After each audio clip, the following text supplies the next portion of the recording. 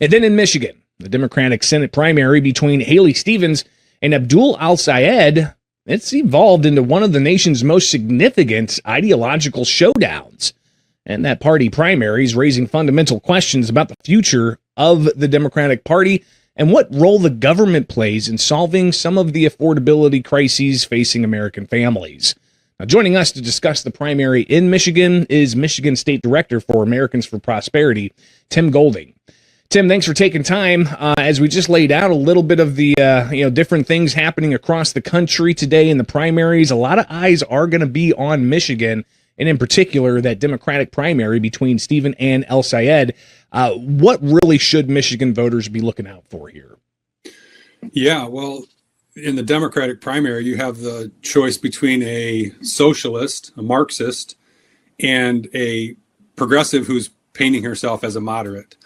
And the choice couldn't be clear between those two and Mike Rogers. I'm the senior advisor for Americans for Prosperity Action, and we've endorsed Mike Rogers in the race. And obviously, he's the better choice for limited government principles and freedoms and opportunities for Michigan families. The other two candidates, not so much. If you look at al-Sayed's DSA attachments and his love affair with that organization, he's a socialist. He wants to fundamentally change this country. And you don't fundamentally change things that you love. He wants to have, capitalism, but he wants it to be regulated. He wants Medicare for all. But ironically, his wife, I believe, is a doctor, and she doesn't take any forms of insurance. She's cash only. So I wonder how that'll work with his new plans. But both he and Haley Stevens want more government control in your life and less freedoms and opportunities for Michigan and American families. And we just can't stand for that. That they're coming at it from different angles on how they want to get to where they're going, but they both end up in the same spot. And that's not what Americans want.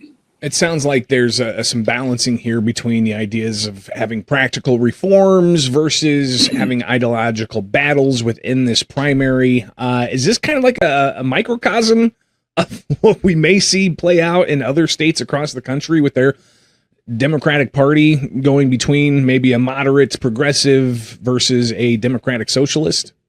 Yeah, this used to only happen in the blue states, and now it's happening in Michigan. And it will be a bellwether, as it were, and tell what's going to happen in future state elections in the next few days or whatever. And the Democratic Party is searching for its soul. It's lost its way. And you have some really progressive people in the Haley Stevens camp, but then you have the Democratic Socialists, the Marxists, in the Mondamis, the al-Sayeds, the Bernie Sanders, AOC. They want to fundamentally change this country. They want to get rid of the Supreme Court. They want to change the presidency. They want to get rid of prisons. They want to abolish ICE and law enforcement, not just change it, but they want to get rid of it. And that's just not any of the founding principles that this country was founded on.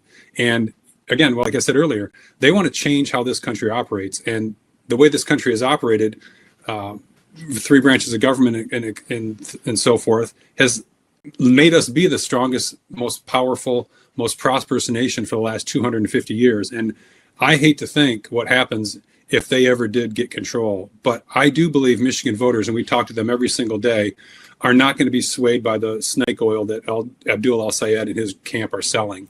They're going to see through that. They're going to see that when those policies, if they ever did enacted, would just steal freedom and opportunity from Michigan families and Michigan businesses. And Mike Rogers' plan for energy abundance from all sources, educational reforms, healthcare reforms are the right path forward for Michigan families to give them, again, more freedom, more opportunity, and more money in their pockets. It's our money. It's not the government's. Well, Tim, obviously with this primary election, Democrats are going to the polls, and you've got Republicans in other races that are going to be going to the polls for their party. I imagine the conversation about economic freedom versus expanding government, that's going to be a much more thorough conversation in the weeks and the months ahead up into the November election. But just how important is that conversation to AFP and to taxpayers in Michigan and beyond? It's very important to us. I mean, the cost of living, whether that's energy or groceries, is a problem. It's a thing that's happening. People experience it every day.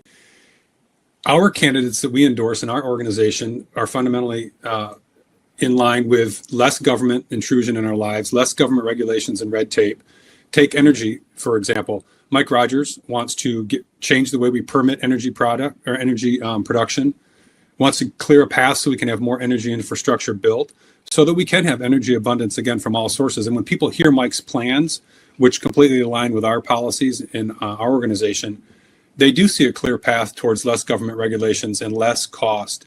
You can point to, in Michigan, for example, in November of 23, the Democrat-controlled State House, State Senate, and Governor's Mansion all passed a bill that mandated green energy and carbon neutral things.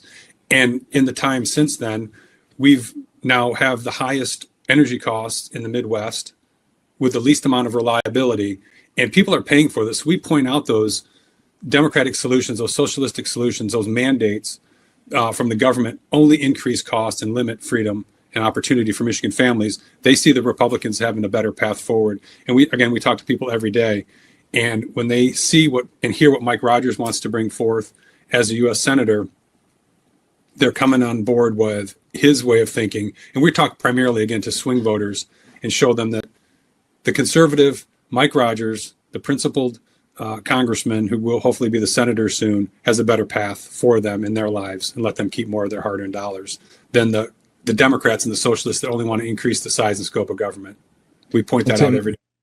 Yeah, the president recently was in Michigan holding a rally talking about tax policy and tariffs and trying to defend those. But, you've got to also weigh this with the voters heading to the polls. Do you think that Trump is a liability here and some of the inflationary pressures, the war in the Middle East, is that going to be a weight around the Republicans' necks heading into November? Those things certainly don't help. And I don't think Trump is necessarily a weight around somebody's neck, although he's not on the ballot, obviously, but his policies and his plans are. If we can get through this Iran conflict and bring down the cost of energy, I think that will help. Certainly, it's not going to help. It's not going to help if it keeps going the way it's going. But again, we always go back to what our policies are, what our candidates that we've endorsed, what their policies and their plans are, and showing Michigan families that those are a better path forward, that the Democrats and the socialists never do anything except for increase the size and scope of government. And our policies don't do that. They give more freedom and opportunity back to Michigan families and Michigan businesses. So we have to talk around that. We have to acknowledge that it is a problem. People aren't, they go to the store, they got to buy bacon and eggs. We want them to be able to buy both, not just one or the other. But if you show the trend of how things have been going, we are in a much better place economically and inflationary wise than we were under the Biden administration. So it's a long-term gain, and there are some short-term pains, but we try to talk people through that and show them that our policies and our plans are the better path forward. We'll be watching closely what the outcome is in Michigan, especially whether the Democrats there are going to choose to stay with a moderate progressive or go even further left to a Democratic Socialist candidate. And we'll be watching other states as well. Greatly appreciate your time. Tim Golding, Michigan State Director for Americans for Prosperity.